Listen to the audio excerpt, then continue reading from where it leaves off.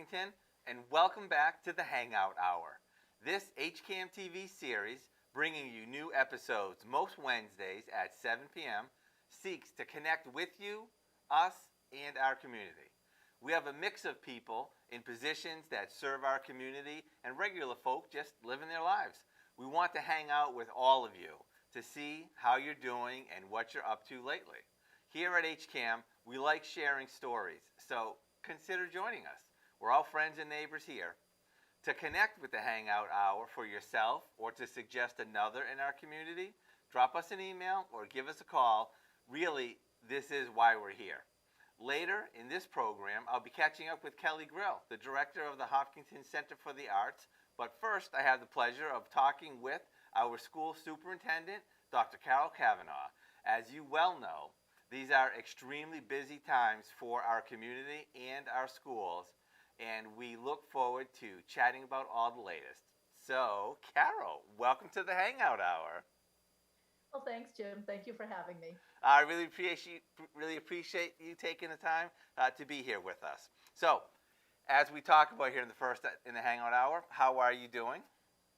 I'm doing well. A little bit of a head cold, but other than that, and I keep testing negative. So I just want the community to know that. Other than that, things are going great. I hope that there will be some point in the future where the first word in everybody's mind won't be COVID and somebody gets a cold, you know? It's right now, it's too difficult to discern. You know what's really funny? No matter where you are, if you're in, a public place, a small group of people, if someone sneezes, everyone looks, kind of cautiously. Is it gonna be Exactly. okay? Yes, Yeah. yeah. My wife the other day, she was like, "Are you sniffling?" I'm like, "No, I'm not." She's like, "Okay, okay." A rundown of 5 symptoms after that. Do you have a scratchy throat? I know. It's exactly. So I'm here. I'm glad to hear that it is just a head cold and that it'll be passing soon. Yeah, So, thank you. um, have you been going into work? Oh, I surely have. Yes, Okay. yes, yes. I double mask. I stay pretty isolated in my office, so it's okay. Yeah. Yeah. All right. If I Good. test negative, I feel fine going to work. Okay. Good. So I do want to chat a little bit about the schools and what you're observing there and how you're seeing things going. I do think that I would like to just kind of get the elephant out of the room first, and let's get some COVID updates. What are you hearing from DESE, or what's happening with interactions with the town, and just what's the latest everything COVID? Sure. So, just last week, actually, Desi came out and said, voila, we now have two options. You had to pick A or B. And I didn't think A was so favorable, but I thought B was less favorable. So, Um, the district is going with option A, and option A, it means that we can do symptomatic testing in the schools. So, say for example, there's a staff member or a student who starts to present with symptoms during the day. That person can go to the nurse's office, and the nurse can test that person for symptoms of COVID or for COVID positivity or negativity. So that I think is actually very helpful. But the second piece of it is the state is going to be providing test kits. So you know how when you get the COVID test kit, you'll typically get two tests inside the Yes. box. Yep. Every other week, we'll send students and staff home with one of those test kits as long as they've enrolled in the program. And we'll send them home on Tuesday, and then on Wednesday, they'll actually test at home. And if they test negative, they come to school. And if they test positive, there's an online form that they should fill out. But I think that this alleviates a lot of pressure from the schools. Before we were doing so much of the testing in school that now if kids are testing outside of school, it will be helpful to identify positivity, but it will also be really nice to just have that take place outside of school, and we can focus on teaching and learning. Yes. Oh, that's good. Now, I don't have oversight into a lot of the information from a lot of the schools. I do get emails concerning the high school, and it did seem to me that before the break, there was kind of a strong blip of COVID occurring, and in the past, few weeks that we've been back, I haven't really seen that much. What are you seeing from your perspective? Yes, in early December, we had so many COVID cases. They were just coming fast and furious. And I know that, parents, students, teachers, they were alarmed by the numbers that we were seeing. And according to Sean McCullough, we started to get some Omicron variant in our schools maybe a little bit earlier than some of the other communities did. So we know that Omicron is so rapidly spreading, super contagious. And so, I think that that accounts for how many absences we had and positive tests that we had throughout the month of December. But we are starting to see the cases come down pretty significantly now. I mean, I don't know if it might have been the middle school today when it reported its case numbers out. I think there was only one student, or no, one person, I should say. I don't know if it was a student or a staff member who had tested positive there. So it's kind of nice to watch those numbers diminish. There was a 3 week period in January where, over 3 weeks' time, when I report to Desi, we had 558 cases in 3 weeks' time. Wow. Huge, Wow. isn't it? That's Yeah. huge. Yes. Out of what's our student body? 3,000 people or close? Uh, it's just over 4,000, about All right. 4,010, 15-ish, Yep. Wow. Yes. That's a significant number. That is a significant number. And so we were doing that day 6 testing. Mhm. So if you were returning on day 6, you could test. And if you were negative, come back to school. If you were positive, we would send you home until day 10. And, we were really doing that because the CDC had said if you test positive on day 6, you could be shedding the virus at least until day 8. There's a high likelihood. So, Yeah. but now I feel like with the numbers coming down and COVID seemingly being far more under control and kids doing the at-home testing, today was the first day that we stopped the morning testing. And of course, our kids have to stay, the returners really need to make sure that they are wearing their masks properly. And when they eat snack or they eat lunch, they are separated from the kids who, are not COVID positive, because we just want to make sure that if there is any virus shedding when the masks are off, it's not going to spread to others. Right. Right. Now that's so. I don't know. I have just been thinking of this now. I don't know if you have this number near the top of your head, but before before the virus, before the vaccine was developed, and do you know like what the highest number of positivity there was in the school? Actually, we were closed then, right? We were closed, so Right. We were closed from March 10th all the way to the following, say, August 28th. yeah. So in that period, it's really hard to say. We had a bad time, I think, maybe some high case counts in March of 21. So right around there was a period where the high school, I think, was having a lot of positive cases. And maybe it was early, maybe it was January. I could be wrong about March. I think it might have Yep. been January, because I think it was before people were vaccinated. Yeah. At any rate, it was a time when we saw a lot of positive cases, and it was kind of unusual. I think we were probably still hybrid at the time. Okay. Because Yeah. I just think how different it is now. How different the world is that we're in our community with the vaccine. You know, it's Oh, yes. And I will tell you a funny story. And I guess maybe this speaks to how we have built that vaccine's importance in our minds. Mrs. Carver was telling me a story that, a little kid at the Elmwood School said to two friends, "I'm getting my vaccine today." And they were all high-fiving each other. Congratulations, like that. It's pretty exciting when 7 and 8-year-olds think that the vaccine is, yeah, that important. yeah, yeah. Yeah, That is really good to hear. yeah. Um, so I'm just curious, what are you seeing as you move about the buildings and the halls of our school system? How are things looking to you? Well, I will say that the Omicron variant, I think it threw a curveball at all of us. I think we were in November, we were really excited that the high school had unmasked, and what we were seeing at the high school at the time, with really no positive cases. I mean, it was an amazing month of November.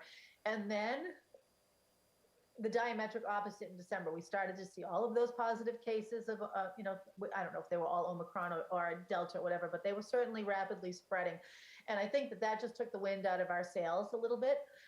So I think, we're kind of bouncing back from that now. But with all of the contact tracing that we were doing, and letters to families and all of the test and stay, it was kind of an exhausting period. So I think we're rising up now, and that feels good. Mm. For a while, I know that nurses, building principals, classroom teachers, there was a lot of stress about the virus and in its presence.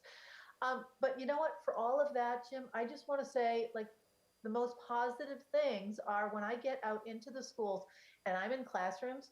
You wouldn't, if you were a child in that building or an adolescent or a young adult in any one of our buildings, you wouldn't have that sense that there had been so much going on that the adults were weary. Do you know what I mean? You would get the sense, like, I'll take Marathon for an example. I think I was in there a week ago and, did a nice tour with Mrs. DeVoe, and we're watching kids, you know, playing and creating and writing and building and doing math and practicing phonics and phonemic awareness and foundations. And they are just so engaged in the learning that you would never have had any idea that, we had just gone through maybe one of the hardest times public education has gone through. Like, I think this Right. Omicron variant might have been worse than some of the other things we endured. Yeah, yeah. I do think it was definitely scarier because you heard all the stories about just how contagious it was, and also just thinking that, oh, we might have been done with this, and oh, here's another one. It was kind of wearying. But you know what, Yes. Carol? I'm going to ask you a question that you may not want to answer. And it's Okay. completely fine if you don't want to answer, but I'm just thinking about it. I was watching um, one of the school committee meetings where they had the topic of bringing the masks back at the high school. It was Yeah. just after that, and I thought it was very fascinating because some in the committee were saying that perhaps a school committee is not the right committee to be making medical decisions, and thought that there should be more guidance from the medical community, whether it be the Board of Health or whether it be, Dr. Fauci, and rather than having school districts one by one staffed with volunteers making these calls and making these things. And they were also talking about, like they had voted you the ability to stop the no mask mandate if you felt that it was appropriate. And you are a doctor, I know that, but you're not a medical Not a doctor. physician. You know what I mean? So, like, Yeah. I'm just wondering if you think if you wish there was a different type of mechanism for medical things that affect your bailiwick, which is the 4,000 students and teachers and staff in our community, or if you think that you guys have enough information to kind of put the pieces together in your committee. So I actually love that question, and I like it a lot because I think from the onset of the pandemic, at least in the beginning, Governor Baker decided that we were all going to be shut down, and so naturally, all these schools were scrambling to put something together. But especially when we came back in the fall of 20, it would have been nice to have something in place that said, this is how it's going to work, as opposed to having 351 cities and towns all kind of scrambling. Are you doing fully remote? Are you going to be hybrid? Can all your kids come back? What grade level? Can the elementary come back? Is it more important for high school to come back? All of those things plagued us for so long. And I know that every district is different, but there might have been some places where Desi could have said, these are the rules. If they had come out hard and fast and said you have to adhere to 3 feet, everyone would have. If they had, but because they said 3 feet is a guideline, then people were, well, could we do 4 feet, 5 feet, 6 feet? Yeah. It got really chaotic. So I do agree with the school committee when they say it is hard for a group of sort of, a 5-member citizen elected group who are there to guide the public schools to be making decisions that are health and safety based. And I think, we all do a lot of reading about it, the trajectory of the virus, how are the vaccines holding up, is there a new variant, all of those kinds of things. But we have to rely on the Department of Elementary and Secondary Education, the doctors who are informing them, our own local public health officials, the CDC, the Mass DPH. Mass DPH says your local people with votes of boards could override it. It's really hard, I guess. I've gone a long way to say it's hard to know who is driving the bus sometimes, and Yeah. that makes it hard. Even if the school committee had granted me the authority to say masks on or masks off, it's still a super challenging job for me because, as you say, I'm not a physician, right? Right. I'm I'm an educator. Right. That's right. Boy, I didn't think that I would ever say this, but I'll bet you would rather call a snow day than have to make a decision about masks on or masks off. I surely would. Every day could be a snow day. If I didn't. and and I haven't seen anything around our state, but you look at some of those videos in other states and the abuse that volunteers on a school committee take from the public who are just trying to bend them one way or the other. It's really outrageous. It's just morally wrong to subject these people who are just trying to do a good job for their students. Yes. And, if you think about school committees, they are people who are volunteering an incredible amount of hours Yep. to serve their community and their children in their schools. Right. So, yeah, I mean, we have been blessed with civility, Yeah. really. Yeah. And you had a really good point when you said that number, right? Instead of a few people at the top collating all the information, you now have 351 communities. I mean, can you, like, the number of hours that this must have taken up of people's lives must have been just tremendous. Tremendous. I really do think that, educators usually have the opportunity to unwind a little in the summer, but the last 2 summers that has not been true because we've been making those kinds of decisions that no one can agree upon. Right, right. Do you have a sense, and I'm not asking you to predict the future because nobody knows what the future is, but having gone through what we have gone through in the past 2 years, do you think that there would that a school system would ever do that again, would ever shut down for a full year like that, or do you think that it was just too hard? I would hope that the answer would be the latter, right? That they wouldn't do it because it was just too hard. And I will say, I think it was probably hardest on kids. It was really hard on kids. We had a meeting today, or I had a meeting today with Don Alcott from Youth and Family Services. And when, we were talking about sort of kids and trauma and traumatic events and self-harm and those kinds of things. And the numbers remained pretty good during the actual kind of shutdown periods. But as kids have kind of come back into real life and back into school, those numbers have spiked. They have gone way up.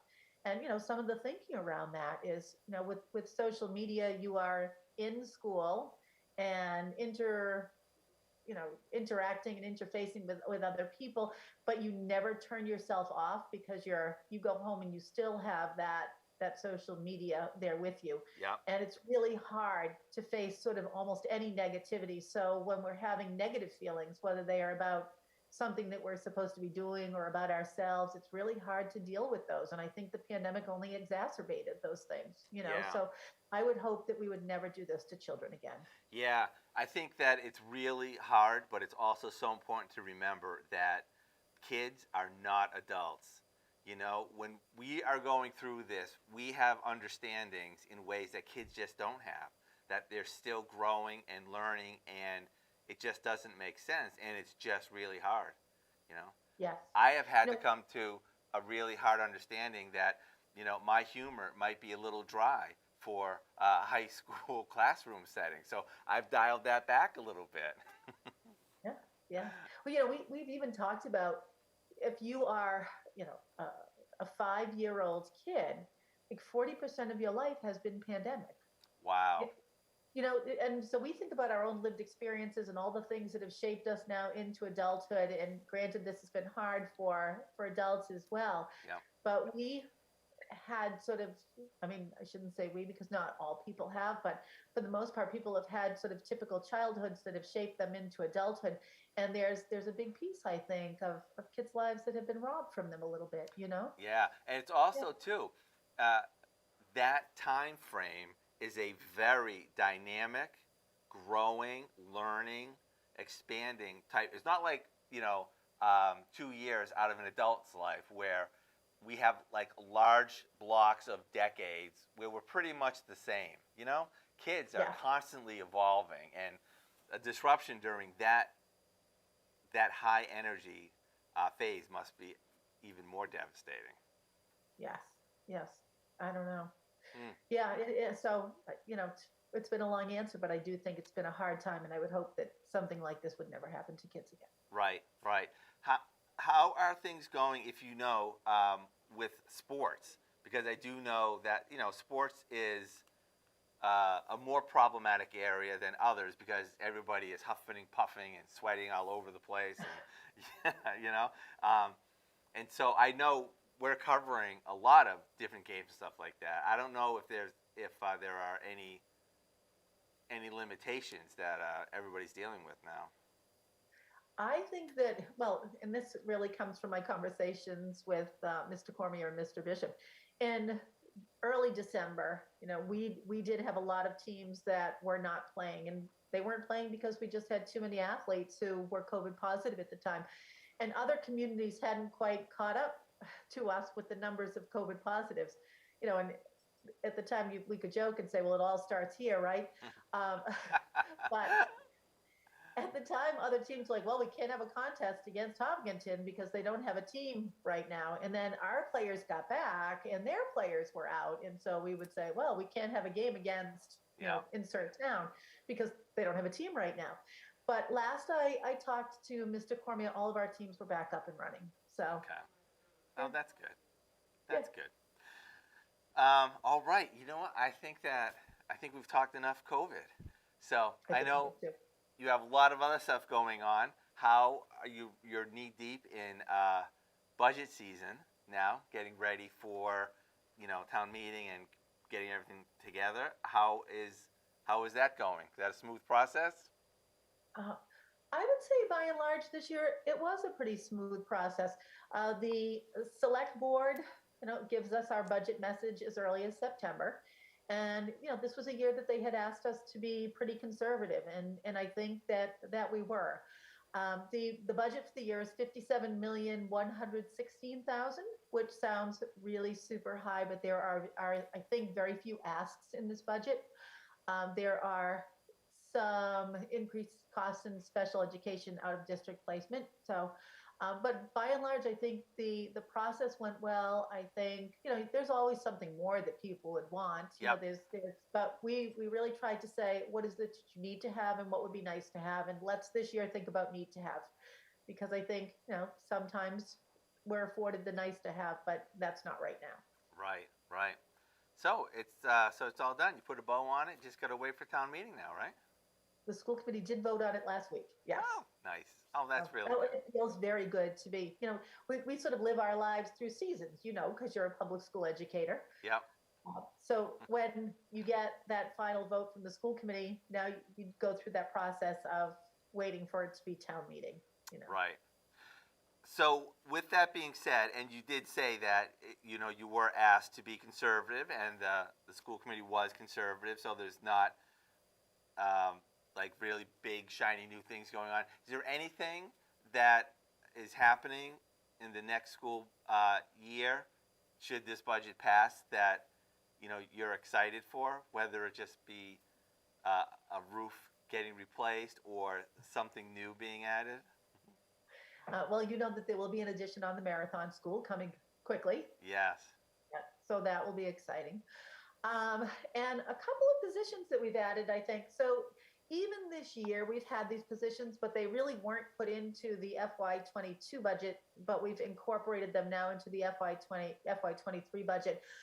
We have a point 0.6 social worker to really assist when families need some wraparound services, and we're seeing more and more of that in Hopkinton.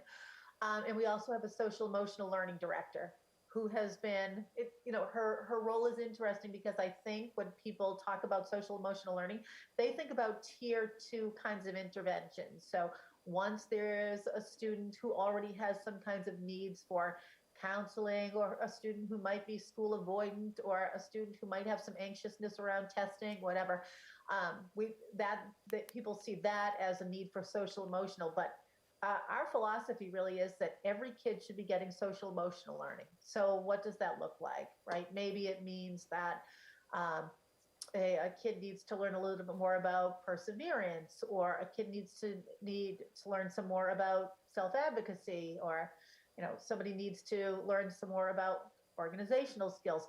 All of those things are things that are more of those social competencies, and emotional competencies, self-regulation. If we teach that explicitly, our kids will have those skills, and maybe they'll be able to use them. A minute ago when we were talking about some of the things that kids are struggling with is any feelings that are negative or obstacles. Kids tend to shut down, but we're hoping that we're able to teach kids those things, and that families are able to teach kids those things. And then when we get to places of difficulty or challenge in a student's life, they're able to better cope and better navigate. Right. So fascinating. So let me ask you, is if do you have a sense of how relatively new that is? And what I mean is that when I was in school, the word social emotional were never heard, and social workers in school was never a thing. And I think that there's a growing awareness of meeting people's needs so that they can live the most fulfilling life, and it really is good for community. Do you have any sense of when did that start happening? Oh, it's actually been quite a while. I mean, I Really? think schools have had, school adjustment counselors and school psychologists and school social workers. When I got to Hopkinton 6 years ago, all of the buildings, I think all of the buildings, all had social emotional learning goals in their school improvement plans. Okay. So it's been a long time. Maybe I'll put a 10-year kind of spot on Yep. when did we start really talking about social emotional learning. Yep. And I think we've always thought about it, but it really is nice that school districts are taking concrete steps toward ensuring that kids get what they need so that they can access the curriculum. I think if you look at graduation rates from a long time ago to today, I mean, last year, Hopkinton High School, I think, had about 96% of the kids go to college. Yeah, I think it's 96% of the kids. And, I'm not saying that college is the end goal, Yep. but, um, you know, all of those kids are graduating, right? So that's really exciting stuff, because even if you're not going to a 4-year college or a 2-year college or a public college or a private college, kids are going out into the workforce, they're going into the armed forces, but they're leaving us well equipped, I think, and degreed, which is really, really important. Right. Right. I think it's fascinating. I think that in my experience with different type of training, whether it be mindfulness or behavior modification, or there are some skill sets that are just so useful in everyday life. They really are skills for getting along well with community. And Yes. I think that we've seen what Abby Rosenberg is doing with her nonprofit too. I think it's like a really interesting time to to grow in this area and to really be inclusive with this component. Yes. I mean, I think we have to be. We're really lucky to be in Hopkinton, because I think it's a community that gives so much consideration to quality of life. It really does, whether it's youth and family services, the police department, the public library, public health. I mean, I don't want to omit anybody, but I think Yeah, everyone contributes to the quality of life in Hopkinton. I know. It's just really interesting too. It really is because um, it's it's got a small town feel to it. And there's a lot of people that have come in recently, and we still are, for the most part, a nice, friendly little town. And I think it's really great that this community is holding on to that while still growing and, taking on new challenges and meeting them. It's really great. Yeah, it really is. Mm. Yeah. I think when I was interviewing to be superintendent, that was one of the things I think that really drew me to Hopkinton is it's just got, that hometown feel, but some really unique characteristics that people they've worked hard for because they believe in it. Right, Yeah. right. I love it. All Yeah. right, well, that is it. Our time has slipped through the hourglass. Thank you so much, and I'm hoping that the next time we have you on, maybe we'll be opening up a little bit more, and maybe I'll be welcoming you back into the studio. I'm not sure yet. That would be lovely, Jim. Thank you so much for having me. Really appreciate your time. It's always interesting to talk about what's happening. You take care of Yeah, yourself. thank you. Okay, thanks. Bye bye. All right, bye bye. All right, and so now I haven't heard okay, is Kelly here yet? Okay, so we don't have Kelly Grill, who is the director of our Hopkinton Center for the Arts, who we had scheduled to come on and just talk for 5 minutes, see how she's doing and what's going on. So I guess we will just bring her back for the next show and schedule her then. So that means that's our show. My thanks to Carol and to you for watching. You really are the reason we're here, and I invite you to hang out with us sometime. I hope you can see that we're pretty casual here, and I also hope we've brought a little connectedness to your day. Reach out to me with any thoughts to make our show better, and I'll see you next week during the Hangout Hour.